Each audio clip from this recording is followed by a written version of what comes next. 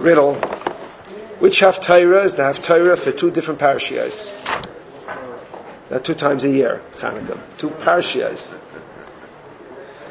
Guess what? Halay kibnei kushiyim is the haftara of Achrei Mos every time Achrei Mos, always. And it's the haftara of Kedoshim most of the time. And the reason is this. Achrei Mos and Kedoshim, Achrei Mos has haftara that begins Halay kibnei kushiyim atem li. And printed in the Chumashim at the end of Kedoshim, there's haftara from Yecheskel.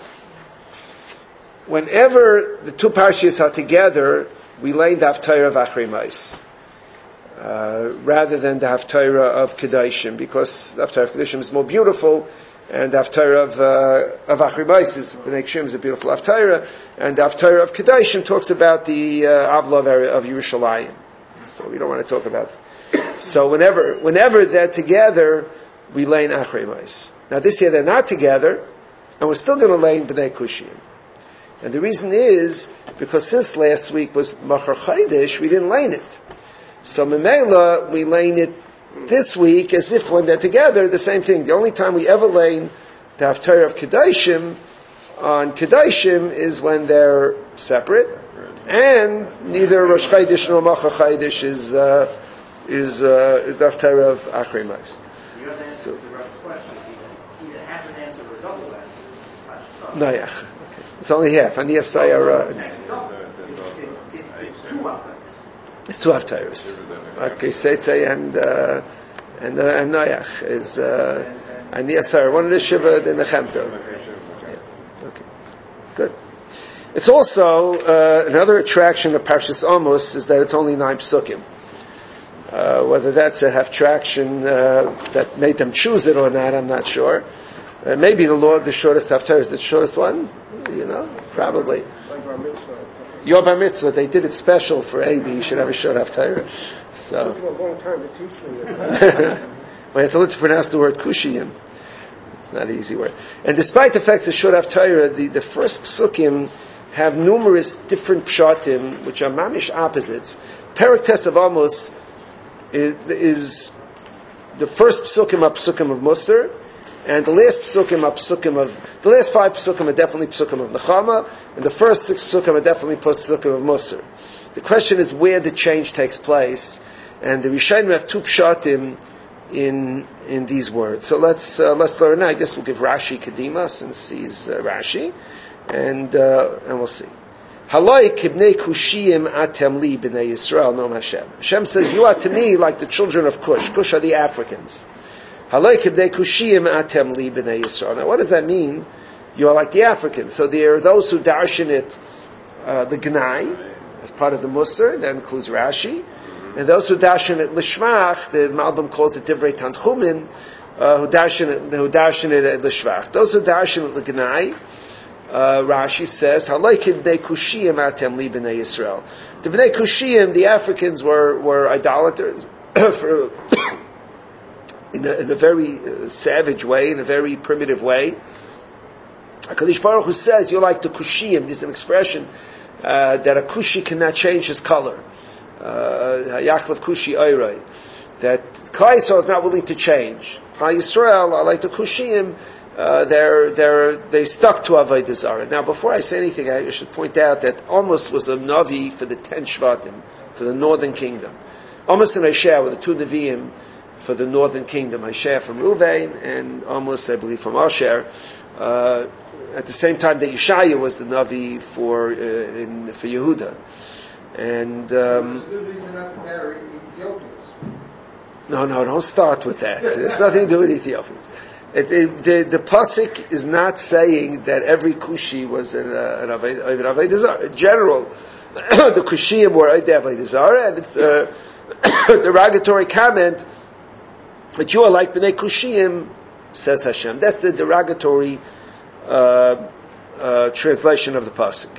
By the way, Oxford calls it the children of Ethiopians. It's not fair to say Cush is definitely Ethiopia. It's not a fair translation. Ethiopia didn't exist as a country. Africa was in ancient times was not a. Even Europe was city-states for a great deal of time, and certainly Africa. There was no Ethiopia, there was no Libya, and there was no... At any rate, what? In modern Hebrew, it's that way. It doesn't mean that... Anyway, be that as it may. It means the B'nai Cham. Now, there are those who darshan l'shvach, including the Medrash, and says that Klal Yisrael k'nei kushiyim atem li, you're like the kushiyim were faithful servants. The times that slave trade existed, the kushiyim were slaves, and they were, for the most part, loyal to their masters.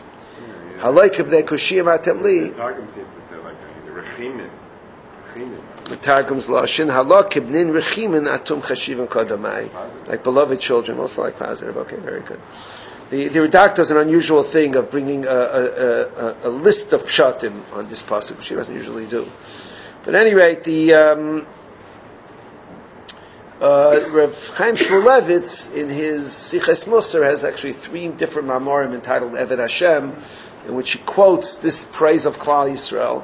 And in there he answers one of the most difficult questions in a beautiful way.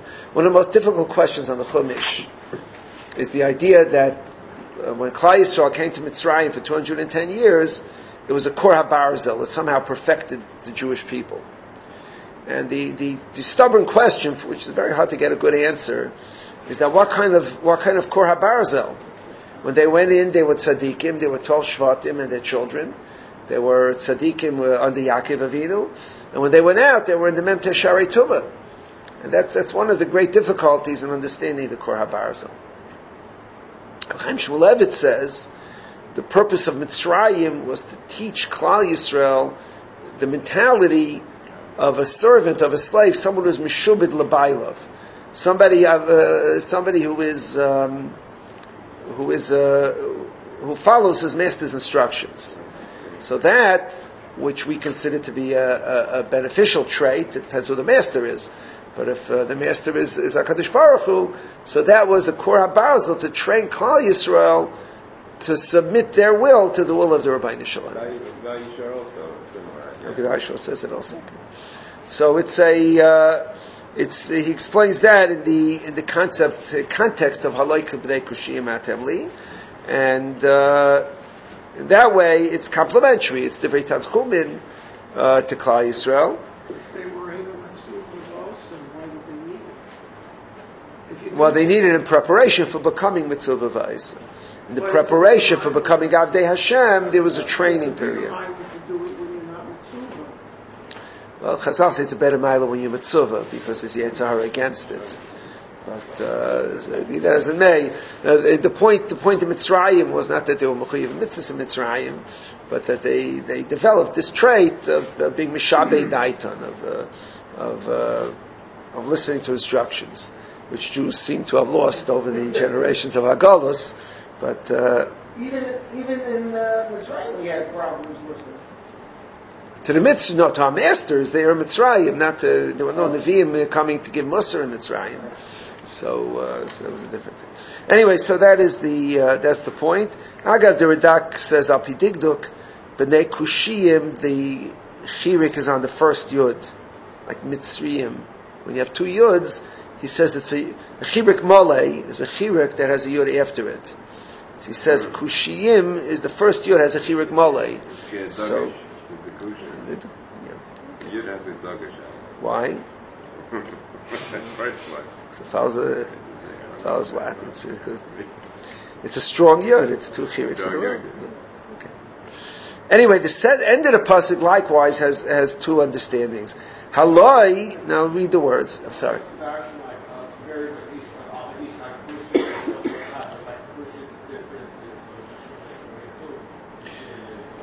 It says that Moshe Rabbeinu took a woman who was a Isha Kushis Lokach, who took a woman of Kushis. What? There are numerous translations. Rashi says she was pretty, which is Kushi Mishuna Bayra. She was Mishuna. But what are you saying that Kushi there means? She followed her husband's instructions? She followed the instructions of her husband? That's interesting. It could be. And he doesn't have every wife. I mean, okay, at any rate, an interesting moral on Isha Kushis Lokach. The moral says that every couple is like two pieces of a puzzle piece. So each one complements the other. It says you have a puzzle, you put two pieces together, then they come together. Moshe Rabbeinu was complete in and of himself. So there was really no puzzle piece for him. So he says that he married a woman who was a Isha Kushis. She was somebody able to adapt, like another flat piece that could adapt in a puzzle and just attach itself to the other piece. That's the moral. Like. Miriam had a taina. What? You're saying is that what? Because she did adapt. That's why she was a perfect match for Moshe Rabbeinu. And yet Miriam didn't have any complaints to. No, doing it later on. Wasn't that? No. She complained that Moshe Rabbeinu wasn't faithful to his wife. That he abandoned her needs. That was his taina. It wasn't a taina against her.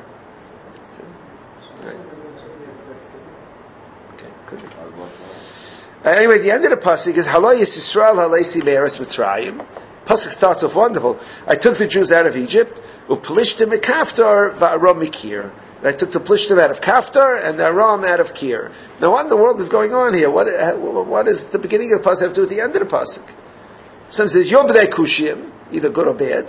And look, I took the Jews out of Egypt and the Plishtim out of Kaftar and the Aram out of Kir. Like, what in the world does one have to do with the other? So Rashi, again, there are translations here. Rashi understands it b'lashon bitmiya. To say, did I took the Jews out of Mitzrayim, did I take the Plishtim out of Kaftar? Did I take Aram out of Kir? Hashem says, I was faithful to Klal Yisrael, so Klal Yisrael should be faithful to me. That's how Rashi learns. The others learn, the Radak looks like Rashi, but then he brings another pshat, I think Ibn Ezra, that I took the Plishtim out of Kaftar, I took Aram out of Kir, and yet I didn't choose them as a people. In the ebb and flow of history, many nations are granted independence, but that doesn't mean they become an Am Hashem. So therefore, that's what Hashem is saying. I took the Plishtim out of Kaftar, Aram and Kir. I didn't choose them as a people. I chose you as a people. So this is the two pshatim. Now, Agav, we have here in the Radak I had at home, was your print. Can I have your print for a minute? I'll just find it. It's a very long Radak. I've told you numerous times the rule in Nach. If somebody asked me where it is, I would just say the Mefarshim say it all the time, but I couldn't point to it. I told you a rule that very often a Navi says a Nevuah in Lashon Avar, even though it didn't happen yet. Right? Al Naharis Bavel Sham Yashavnu Gam Bachinu. It's Lashon Avar.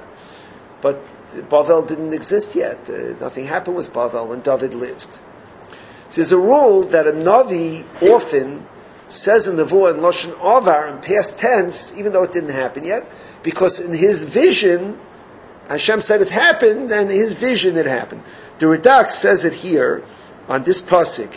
He says that this was before Plishtim was taken out of Kaftar. He says it happened in the days of Tzidkiyahu. He says, Ki divrei nevuah, heim b'mekaymes rabim, avar b'makim asid. Very often, Lashon Avar in the place of asid, sharayu ki'ilu nasa, ki divrei akel yizbarach emes. The Navi sees the words of God that are true. So in the future, Mark, you're the monitor for this. You remember the Radak is an almost Perek test on the pasuk of Beit Kedoshim. The Radak is saying that it's Lashon Avar, that Hashem is saying, as if you already took the Plishtim out of Kaftar, and now Rabbi you already took out of Kir. But it didn't happen yet, it's going to happen in the future. So therefore, he answers that that's the style of a Navi. The style of a Navi is, when he sees the Nevuah, he sees it happening. So he says it Lashon Avar. Because the Dvar Hashem is set, even though it didn't happen yet. It's a rule for Nach, that Nevuahs are said this way. Yeah, but it's not because of Mukdam Mucher, because the Navi is speaking and he wasn't alive when it happened. It happened after his death. So it's not as if it's just a Mukdam Mucher. How does that coincide with the fact that a Nevuah Ra, you could be Choser? You said he sees it happened already and it's set.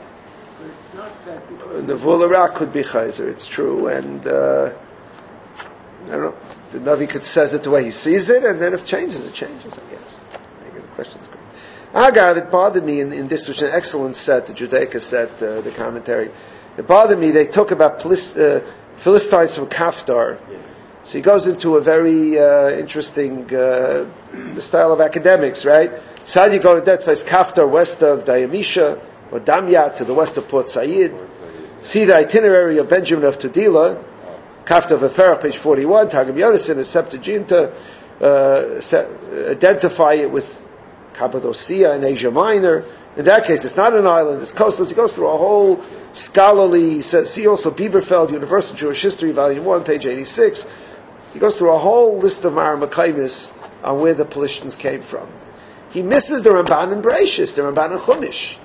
It's a very big time on him to quote all of these Bieberfeld, Universal Jewish History, but to Mr. Ramban. The Ramban and Chumash says the Pelishtim came from Mitzrayim, which fits Rav Sadia guy who says Port Said, which is Mitzrayim.